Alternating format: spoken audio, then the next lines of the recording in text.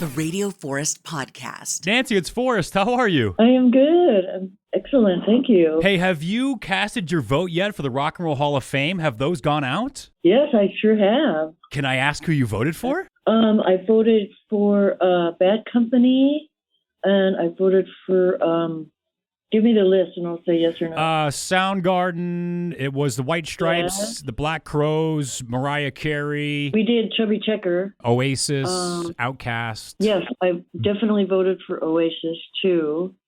There's only 7 we can go vote for, so it's always a hard choice, you know. Like, definitely Judas Priest ought to be in the running. I don't think they ever got in yet. And they're definitely a rock band, so it's a little odd that every year they pass up Judas Priest. There's so many bands that haven't made it in. I didn't realize until today Eddie Money's not in the Rock and Roll Hall of Fame. What? How could he not be? Yeah, how could he not have made it? Yeah. How could he not? Right? It's not rock. It's like pop music of Hall of Fame anymore.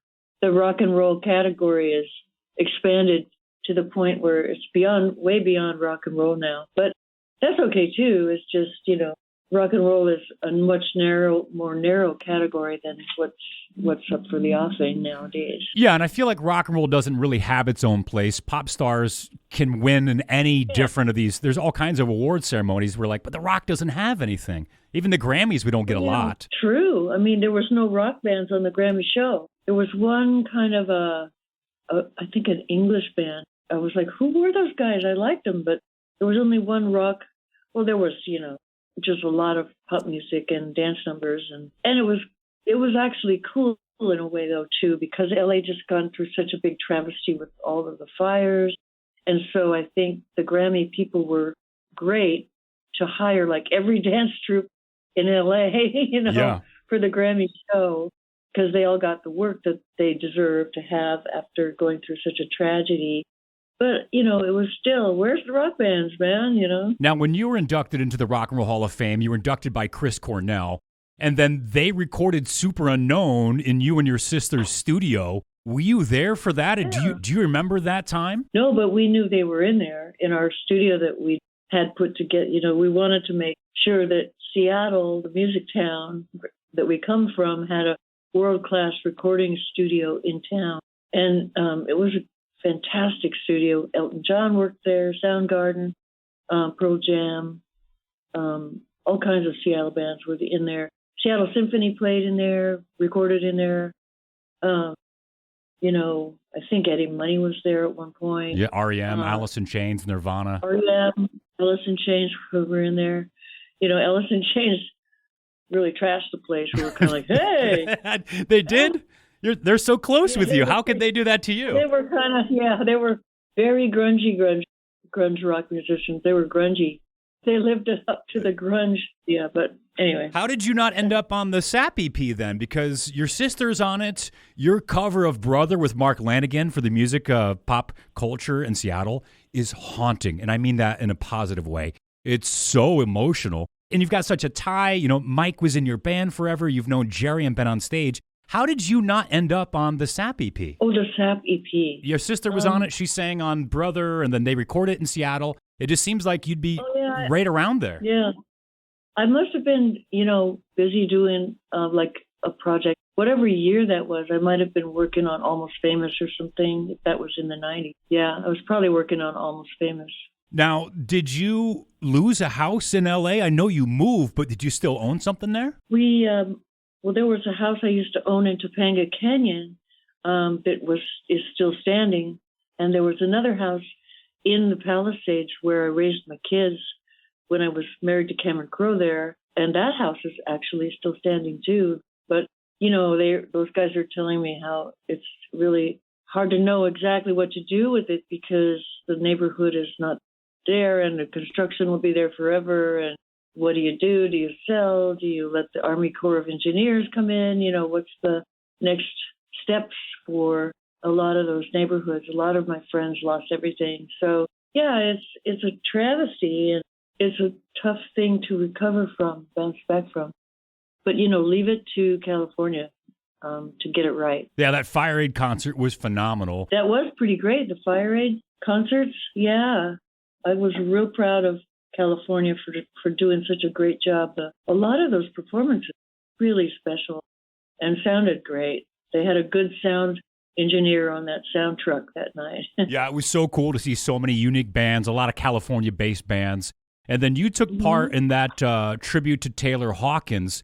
Tell me about how that call, I assume it came from Grohl. Again, you've known the Seattle guys forever, so I assume you and Grohl go back to the 90s or maybe late 80s. Was it a call from him? And then did you have a chance to practice with Pink? Yeah, we practiced once. Wow. And she's just, she is a beast. She's the beast of rock singers. I mean, my sister is a beast of a rock singer, and so is Pink. She's right there in the same as Chris Cornell, as well. There aren't a lot of rock singers that can do what Pink does, and her on Barracuda just raised my hair, gotta say. Yeah, that was a tribute to Taylor Hawkins. And then tell me about the song. I think I heard that he had written a jam with Duff McKagan from GNR, and then that song ends up on your first solo record. Do I have that right? And he's playing on it? That's right.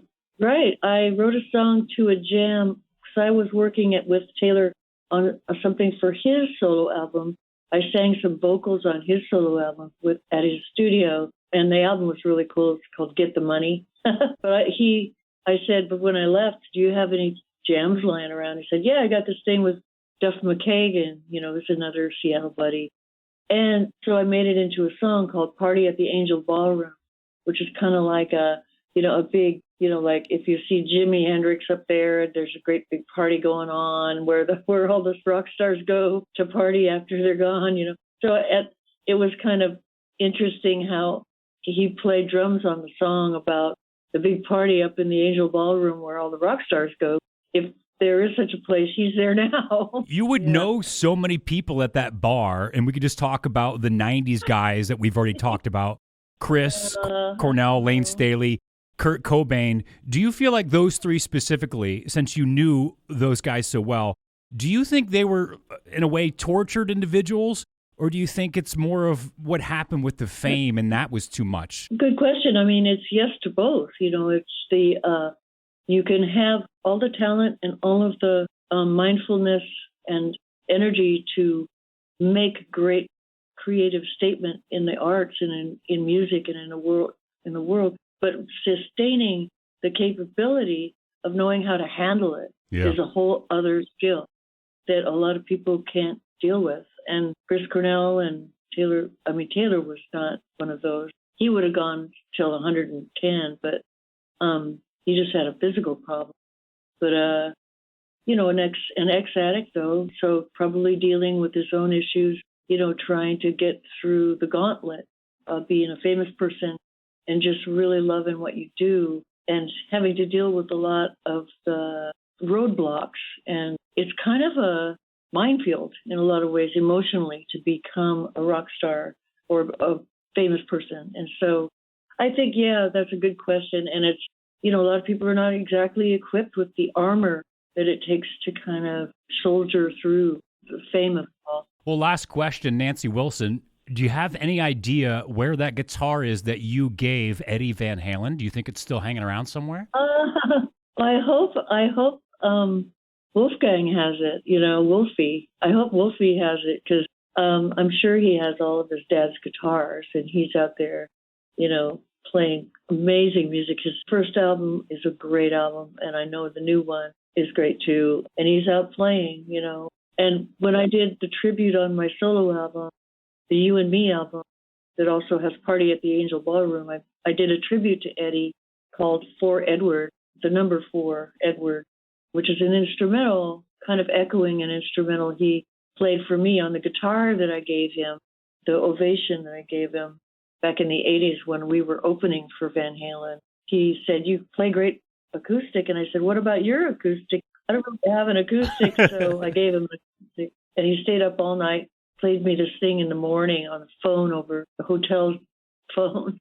That was so pretty. And so I tried to make him a tribute, another instrumental tribute. It's like, a minute and a half long with that guitar. So hopefully that guitar belongs to Wolfgang now. Yeah, it's such a cool story. I kind of wish you would have recorded what he played for you, but I actually like the story better that that's just a private piece of music for you that exists forever, just between you and him. That's before you could just record shit onto your cell phone, like we do nowadays, but or your laptop. But I don't know if it exists recorded into anything anywhere ever. So it sort of lives in my head. That's awesome. And I try to echo it back from out of my head into, the universe for a tribute for Ed. It's Nancy Wilson from Heart, Rock and Roll Hall of Fame inductee. It's been a pleasure to talk to you today. Great, Forrest, to talk to you.